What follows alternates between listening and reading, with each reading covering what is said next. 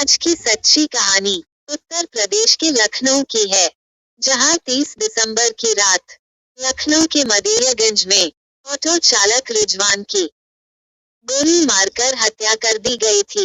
गहरी छानबीन और जांच पड़ताल के बाद पुलिस ने रिजवान के कातिलों को गिरफ्तार किया है। कातिलों की गिरफ्तारी ने एक गहरे राज से पर्दा उठाया है।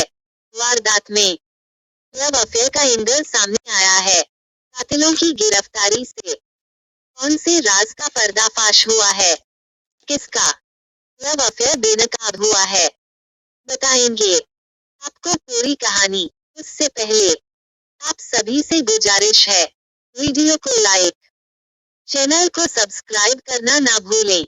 नमस्कार दोस्तों, मैं हूँ आकांक्षा त्रिपाठी। आपका हमारे चैनल क्राइम्स रिपोर्ट पर बहुत बहुत स्वागत है। मोहम्मद रिजवान लखनऊ में भीकमपुर का रहने वाला था। ऑटो चलाकर अपनी रोजी रोटी कमाता था। 30 दिसंबर की रात मदेरियागंज में ऑटो से सवारी लेकर गया था। रास्ते में अज्ञात बदमाशों ने गोली मारकर रिजवान की हत्या कर दी थी। हत्या की सूचना पाकर पुलिस मौके वारदात पर पहुंची थी। शव का पोस्टमार्टम करवाकर डेड बॉडी परिजनों के सुपुर्द कर दी थी। कई दिनों बाद भी पुलिस कातिलों को पकड़ नहीं पाई थी। इसकी सबसे बड़ी वजह थी रिजवान की किसी से कोई दुश्मनी नहीं थी। कत्ल के पीछे दुश्मनी का कोई एंगल नहीं था। हत्या किसने और क्यों की थी, पुलिस इसको लेकर लगातार जांच कर रही थी। ब्लाइंड मर्डर के खुलासे के लिए पुलिस ने शहर में अलग अलग स्थानों पर लगे 200 से अधिक सीसीटीवी कैमरों की फुटेज चेक कर कातिलों की पहचान की। रिजवान पर गोली चलाकर उसका कत्ल करने वाले कातिलों की पहचान 35 वर्षीय यासिर और 36 वर्षीय कृष्णकांत के रूप में हुई। दोनों कातिलों को हिरासत में लेकर पुलिस ने पूछताछ की और कत्ल करने की वजह के बारे में पूछा। तो एक अलग ही साजिश का खुलासा हुआ। कातिलों ने पुलिस को बताया रिजवान का कत्ल उनसे गलत पहचान के कारण हो गया था। उन्हें किसी और शख्स के कत्ल की सुपारी मिली थी।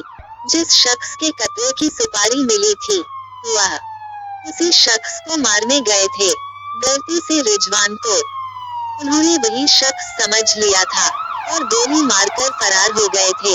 आगे की पूछताछ में उन्होंने बताया पेशे से वकील 37 वर्षीय आफ्ताब अहमद ने उन्हें इरफान अली के कत्ल की सुपारी दी थी।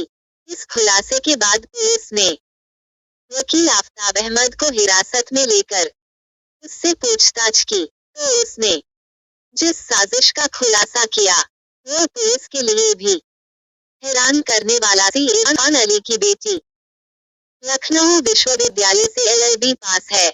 LLB करने के बाद वो वकालत के गुण सीखने कोर्ट में जाती थी। कोर्ट में आफ्ताब अहमद की जूनियर थी। आफ्ताब अहमद की शागिर्दी में रहकर वकालत की बारीकियां सीखती थी। जूनियर वकील देखने में बेहद हसीन थी।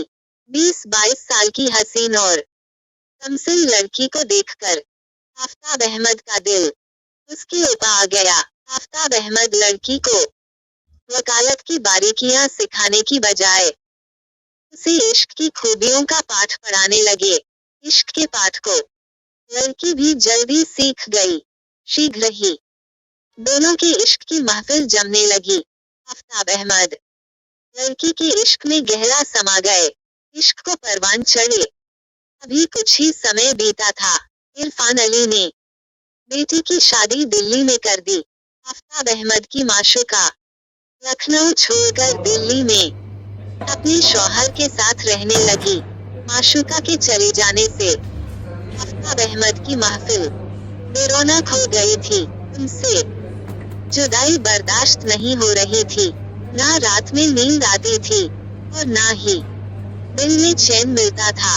उनकी समझ में नहीं आ रहा था वो माशूका को अपने पास वापस लाएं तो कैसे लाएं। तभी उनके शातिर दिमाग में एक आइडिया आया। इरफान अली अकेला आदमी है, उसकी प्रॉपर्टी की अकेली वारिस उसकी बेटी है। इरफान अली का कत्ल कर दिया जाए तो उसकी बेटी फिर से लखनऊ आकर रहने लगेगी। अगर फिर भी लखनऊ आकर नहीं रहती तो उसके शौहर का कत्ल करा के लखनऊ में रहने को मजबूर किया जा सकता है। माशूका एक बार फिर से लखनऊ आ गई। फिर उनका अपनी माशूका से मिलन दोबारा सहज ही हो जाएगा। यही सोचकर आफताब अहमद ने इरफान अली के कत्ल की सुपारी दी थी, लेकिन कातिलों ने सारे गुड़ का गोबर कर दिया। इरफान अली की जगह रिजवान को गोली मार दी। पुलिस ने आफताब अहमद सहित दोनों सुपारी किलर को गिरफ्तार कर जेल भेज दिया है। साजिश में आफताब अहमद की माशूका की तो कोई संलिप्तता नहीं है। पुलिस इस बारे में भी छानबीन कर रही है। इस वीडियो में हमने देखा कैसे एक वकील ने इश्क के जुनून में एक बेगुनाह की जान ले ली। यह घटना हमें बताती है, इश्क में अंधे होने से पहले हमें सोचना चाहिए हमारे फैसले दूसरों के जीवन को कैसे प्रभावित कर सकते हैं।